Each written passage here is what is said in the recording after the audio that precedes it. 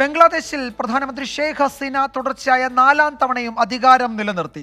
3-2 ഭൂരിപക്ഷത്തോടെയാണ് ഷെയ്ഖ് ഹസീന നേതൃത്വം നൽകുന്ന അവാമി ലീഗിന്റെ വിജയം.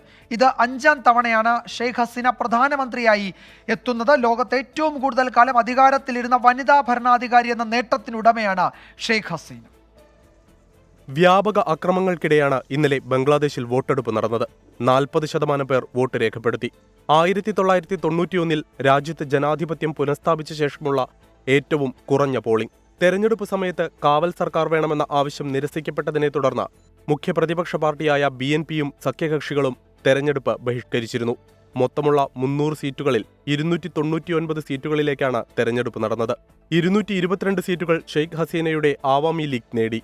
ഗോപാൽഗഞ്ച് 3 മണ്ഡലത്തിൽ നിന്ന് 8ാം തവണയാണ് ഷെയ്ഖ് ഹസീന വിജയിച്ചത്. 2,49,965 വോട്ടിന്റെ ഭൂരിപക്ഷം നേടിയപ്പോൾ എതിരാളിക്ക് ലഭിച്ചത് കേവലം 469 വോട്ടുകൾ മാത്രം.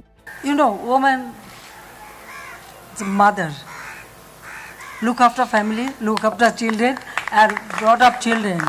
So with motherly affection, I look after my people and I try to assist them to help them. ഇന്ത്യയുമായി ബംഗ്ലാദേശിന് എക്കാലത്തും നല്ല ബന്ധമാണ് ഉണ്ടായിരുന്നതെന്നും അത് തുടരുമെന്നും ഷെയ്ഖ് ഹസീന വ്യക്തമാക്കി. ആവാമി ലീഗ് സ്ഥാനാർത്ഥിയായി മത്സരിച്ച Bangladesh cricket team captain Shakib Al ഹസനും വമ്പൻ ഭൂരിപക്ഷത്തിലാണ് വിജയിച്ചത്. 63 സീറ്റുകളിൽ സ്വതന്ത്ര സ്ഥാനാർത്ഥികൾ ജയിച്ചപ്പോൾ നിലവിലെ പ്രതിപക്ഷ പാർട്ടിയായ ജദിയ പാർട്ടിക്ക് 11 സീറ്റുകളെ നേടാനായുള്ളൂ.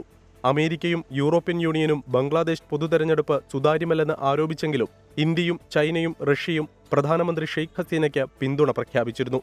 അക്രമ സംഭവങ്ങൾ ഉണ്ടാകാനിടയുള്ളതിനാൽ തെരഞ്ഞെടുപ്പ് ഫലം പുറത്തുവന്നതിനു ശേഷം വിജയാഹ്ലാദ പ്രകടനങ്ങളൊന്നും തന്നെ നടത്തരുതെന്നാണ് ഷെയ്ഖ് ഹസീന ആവാമി ലീഗ് പ്രവർത്തകരോട് ആവശ്യപ്പെട്ടിട്ടുള്ളത്.